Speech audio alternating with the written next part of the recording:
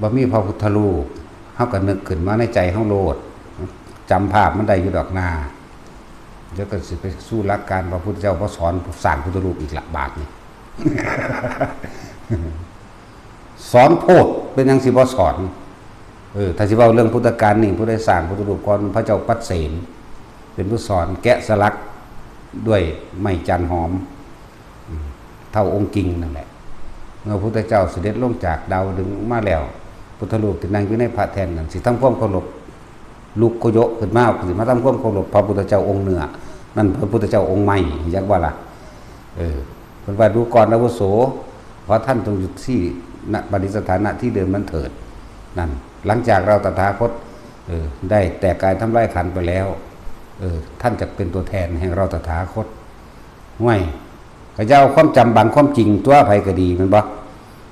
เฮามองลึกเข้าไปมีหยังที่อยู่ในพระพุทธรูปซ่อนอยู่ในหันธรรมะบ่ซั่นรูปกายอันเป็นเนื้อหนังมังสาของพระองค์แตกทำลายไปแล้วตายแล้วเผาถิ่มแล้วเข้าใจว่าล่ะก็เหลือแต่ว่ารูปเทียมอันนี้เอิ้นว่าพุทธรูปจ้ะถ้าสิว่าเพิ่นบ่มีชฎาเพิ่นบ่ได้ใส่ชัดเพิ่นบ่ได้ใส่อันชัดใส่หัวแบบนั้นแล้วเพิ่นก็บ่มีม้วยผมในลักษณะว่าเป็นจุกขึ้นมา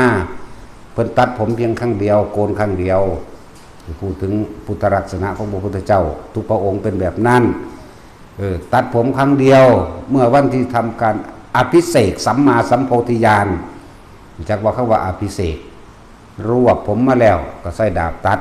ผมเพิ่นก็สั่นหดลงเองโดยธรรมชาติผมแต่ละสิ่งหดลงคือจังก้นหอยหังว่ามันก้นหอยใหญ่ๆแบบนี้แต่สิเว้าเดี๋ยวก็เป็นหัวแบบเว้าโดยธรรมชาติก็ว่าเป็นหัวโล้นเดียวกันเข้าใจว่าล่ะของเพิ่นสิอยู่เป็นปกติบ่ได้โกนอีกมันสิสั่นลงเองบ่ได้มีจุก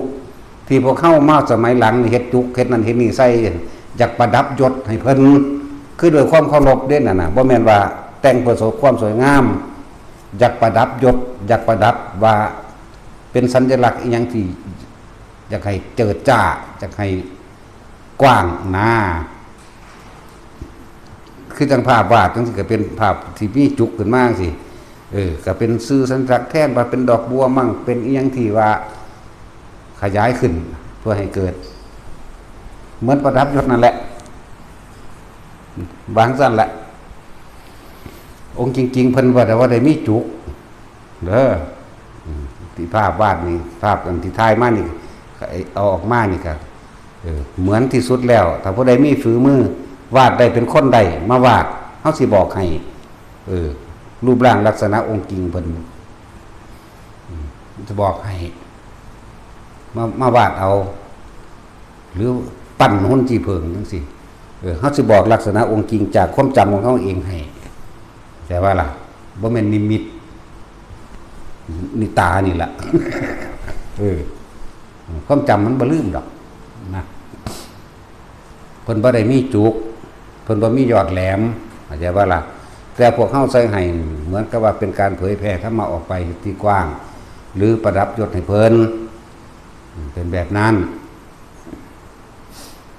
ความสูงก็เอา18 ศอกความสูงองค์จริงเพิ่นก็ดี8 ศอกเฮาก็ลองเบิ่งว่าเป็นเทียบเท่าใดที่เฮาสร้างพระพุทธรูปเฮาสร้างเรียกว่าเป็นอุเทสิกะเจดีย์บูชาโดยการระลึกนึกถึงเพราะพระพุทธเจ้าก็อาศัยเนื้อหนังมังสาธาตุทั้ง4เป็นกระบอกเสียงที่นำธรรมชาติคือธรรมะออกเผยแผ่ออกแสดงเอาความจริงแสดงก็เลยว่าเฮากราบพระพุทธรูปเฮาได้บ่ได้กราบเพราะว่าขลังเพราะว่าศักดิ์สิทธิ์เพราะว่าอย่างเฮากราบถึงเมตตาอันหาประมาณบ่ได้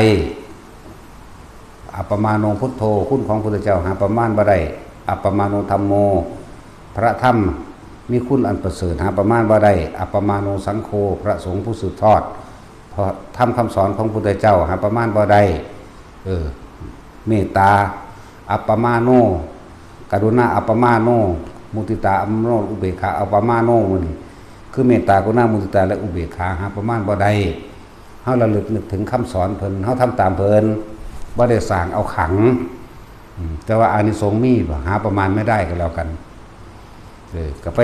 หาอ่านมึงเอานะเว้ยมันก็มีเอวัมเมสุตังเอกังสัมจังภควาสาวัติยังวิหารติสีปัตติมิกทาเยอยู่ได้ล่ะข้าพเจ้าได้ยินเฉพาะพระโอษฐ์มาอย่างนี้นะหลังจากพระเจ้าพระเศียรสร้างแล้วพระอนุนเลยไปถามถึงอานิสงส์ว่ามีอานิสงส์แบบใดเอาอ่านตะโดนแล้วจำไม่ได้แล้วหนังสือเล่มนั้นก็หายแล้วหนังสือเล่มพี่อ่านจบเราหายจักบ้าหลักบอกกับว่าแมงเราเป็นยังเรื่องของกูเองตัวเนาะ แปลกประหลาดได้หนังสือเล่มนั้นเป็นหนังสือปกสีดำเงินเก่าอ่านจบแล้วก็หายจากผู้ใดมาหลักเอาโอ้ยยันพญอินอยู่ แล้วพี่หรือว่าถึงความหนามันกับประมาณ1,000 หนานั่นแหละหลายอย่างอยู่ ในพระไตรปิฎกก็มีเด้อเรื่องสร้างของพุทธรูปเห็นบ่ล่ะแล้วก็มีในบันทึกต่างๆแต่ละบ้านแต่ละเมืองก็บ่เป็นว่าสิไปจื้อได้บ่ทุกคนปานนั้นเว้ยเนาะบ่แม่นจะเอาคำเว้าของพระพุทธเจ้าที่แต่ละองค์จำได้มารวบรวมลงได้ห่วยมันสิบ่หลายพันล้านพระธรรมขันธ์เด้อบ่แต่ 84,000 ธรรมขันธ์ก็พอแห้งแล้วพระเฮาอยู่ได้นี่ก็ว่าตั้งแต่อ่านจบจะคงได้นี่เนาะประสานยังกับคนเห็นว่าแท็กซี่มึงอ่านได้จักหนาแล้วนี่2 เล่มได้บ่ได้จักเล่มได้2 เล่มเล่มที่3ได้ครึ่งนึง2 เล่มครึ่ง นี่ทั้งชีวิตล่ะนี่จักว่าล่ะ2 เล่มครึ่งเฮ้ยสั่นตัวอ่านยากหรืออ่านง่ายวะเนาะยากเด้มันบ่ธรรมดาเด้เดี๋ยวอูอะกูกักหั่นพวกเขาเรียนบาลีเขาไข่ดีเด้เขาหูจักเขาขามตัวบาลีตัวพวกนั้นสามารถเสมอนาปุงสักกะลิงสักกะหยังก็ว่าไปเนาะสูนยังอ่านอยู่เด้กูกักอยู่ว่าสูบ่รู้เนาะนั่นแหละอันยากคือหยังนี่เด้แต่ถ้าคนอ่านแล้วก็บ่ยากมันยากเพราะว่าบ่อ่านเรื่องอานิสงส์การสร้างพระพุทธรูปก็มีเป็นอย่างสิบ่มีถ้าบ่มีพระพุทธรูปมาเป็นตัวแทนคนก็ต้องถามหาแต่ขนาดซุมื้อยังถามหาอยู่ว่าจักมีตัวกิ่งบ่มีตัวกิ่งเนาะนั่นแหละที่เฮาสร้างนี่ครับเพิ่นก็บอกอานิสงส์ไว้อยู่พุทธเจ้าบอกว่าหาประมาณไม่ได้จังซั่นแต่สิมีแบบใดก็บ่รู้แต่ว่าหาประมาณไม่ได้ ก็เกิดเวียนว่ายในพุทธศาสนานี่แหละก็ว่าหาประมาณบ่ได้ก็ดีห่วยก็จะไปเกิดหาประมาณบ่ได้บ่กูก็เกิดแมงสานี่สาเดียวก็เศร้าตัวเนาะสร้างมาหลายคักบ่แห้งแบบนั้นนี่คือผู้สร้างแล้วคนต้นแบบต้นฉบับคือพระเจ้าพระเศียรเป็นผู้จ้างสร้างมาแกะสลักเข้าใจว่าล่ะสร้างรูปเหมือนแล้วก็เหมือนพร้อม